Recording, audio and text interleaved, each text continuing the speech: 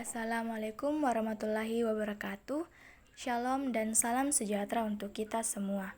Bersyukur kepada Tuhan atas berkat kasih kemurahan-Nya hingga saat ini kita masih diberikan kesempatan, kesehatan hingga dapat berkumpul, berdiskusi lewat video presentasi ini.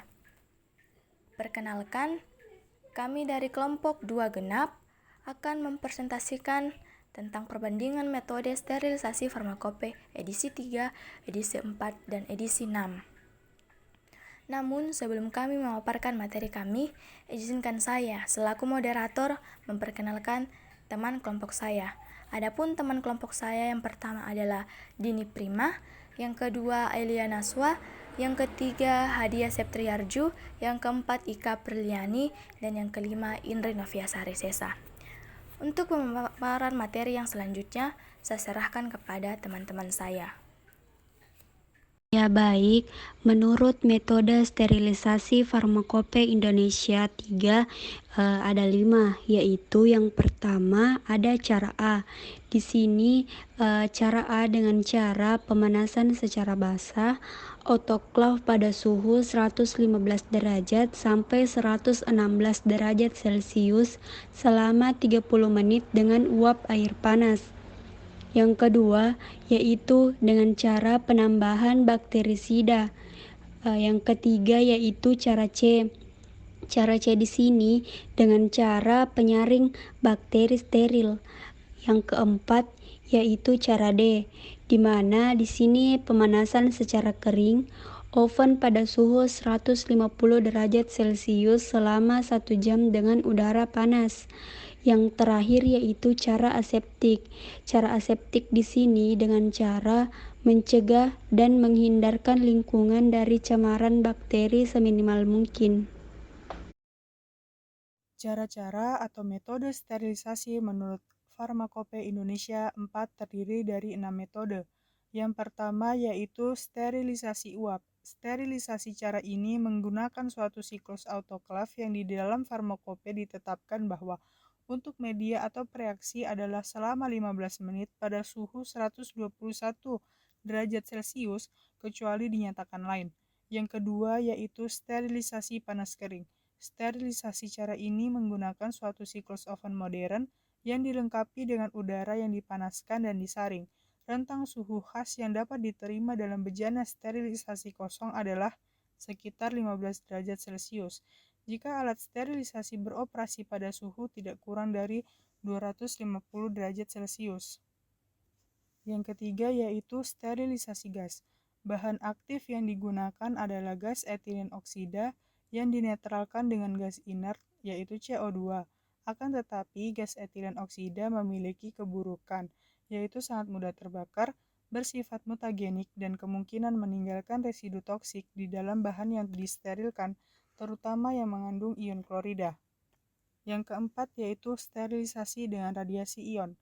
Ada 2 jenis radiasi ion yang digunakan, yaitu disintegrasi radioaktif dari radioisotop atau radiasi gamma, dan radiasi berkas sinar elektron.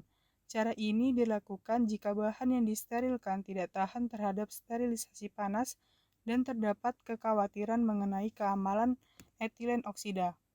Keunggulan sterilisasi ini adalah reaktivitas kimia dan residu yang rendah yang dapat diukur dan variabel yang dikendalikan lebih sedikit.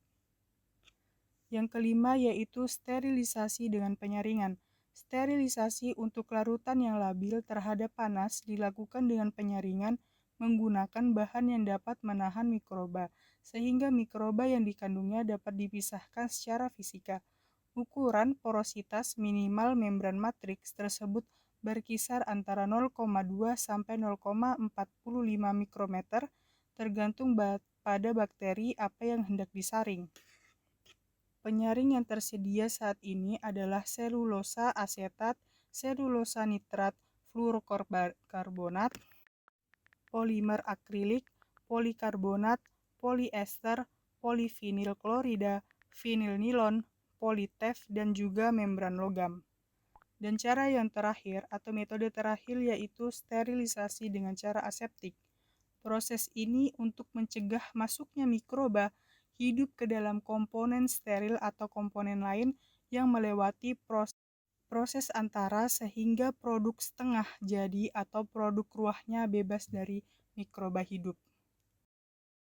Selanjutnya yaitu metode sterilisasi sekundum farmakope Indonesia 6.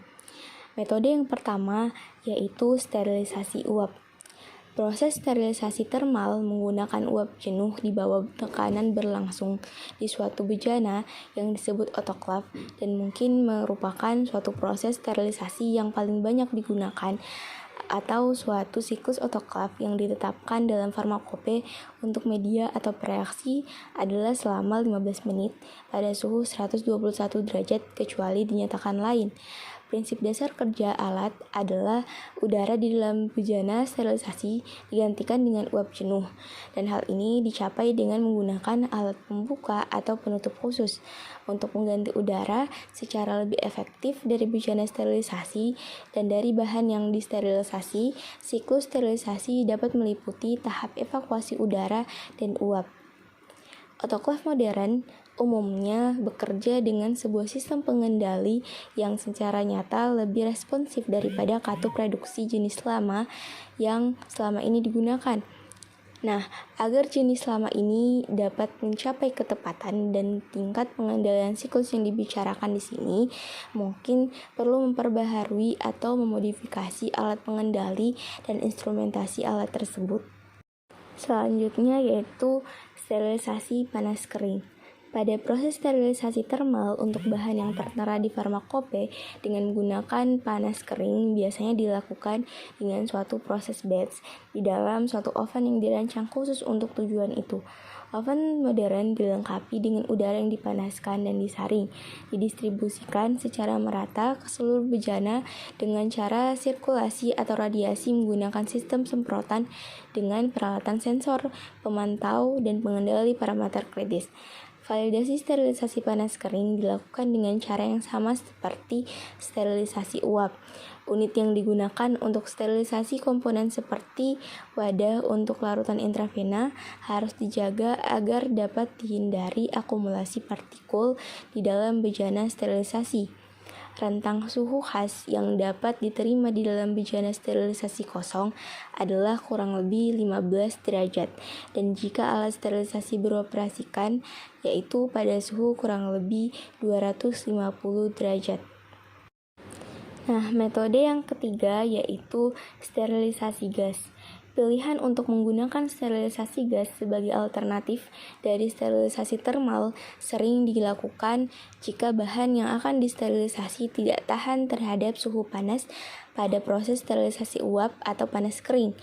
Bahan aktif yang umumnya digunakan pada sterilisasi gas adalah etilen oksida dengan kualitas mensterilkan yang dapat diterima.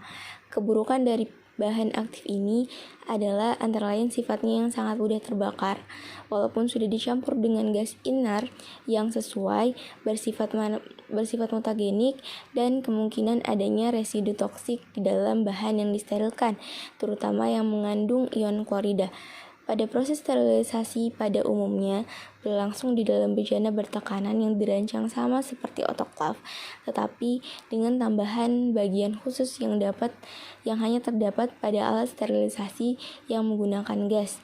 Fasilitas yang menggunakan bahan sterilisasi seperti ini harus dirancang sedemikian rupa sehingga mampu mengeluarkan gas sesudah proses sterilisasi, mampu untuk memantau mikroba yang masih hidup, dan mengurangi paparan gas yang sangat berbahaya terhadap petugas yang menangani alat tersebut.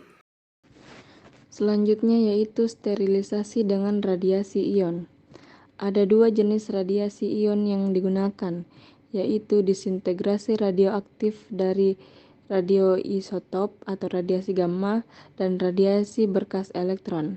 Pada kedua jenis tersebut, dosis radiasi yang dapat menghasilkan derajat jaminan sterilitas yang diperlukan harus ditetapkan sedemikian rupa hingga dalam rentang satuan dosis minimum dan maksimum sifat bahan yang disterilkan dapat diterima.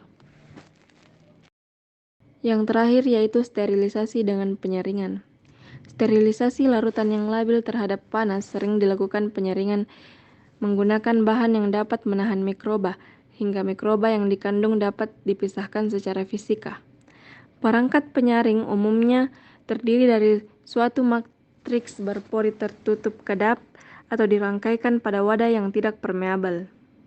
Efektivitas suatu penyaring media atau penyaring substrat tergantung pada ukuran pori bahan dan dapat tergantung pada daya absorpsi bakteri pada atau di dalam matriks penyaring atau tergantung pada mekanisme pengayakan. Selanjutnya adalah perbedaan metode sterilisasi menurut Farmakope Indonesia edisi 3, edisi 4, dan edisi 6. Perbedaan yang pertama adalah pada Farmakope Indonesia edisi 3 tidak terdapat nama dari metode sterilisasinya. Seperti pada video yang sebelumnya yang telah dijelaskan oleh teman saya, bahwa metode sterilisasi menurut Farmakope Indonesia edisi 3 itu ada cara A, cara B, cara C, cara D, dan cara aseptik.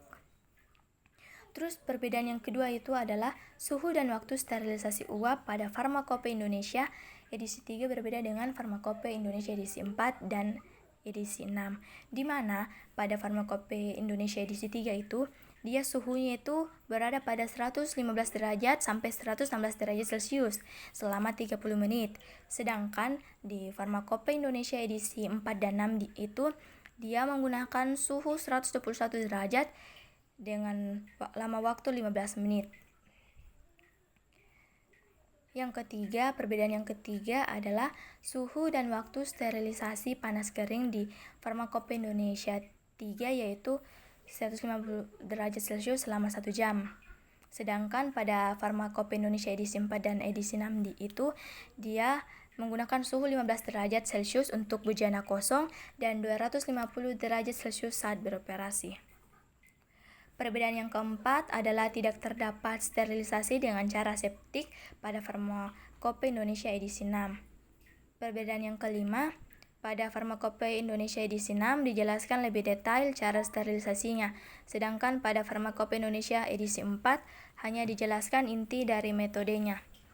Dan yang terakhir, pada Farmakope Indonesia edisi 4 dan 6 terdapat sterilisasi radiasi ion, sedangkan pada Farmakope Indonesia edisi 3 tidak terdapat sterilisasi radiasi ion. Demikianlah pemaparan presentasi dari kelompok kami. Jikalau ada kekurangan, mohon dimaafkan.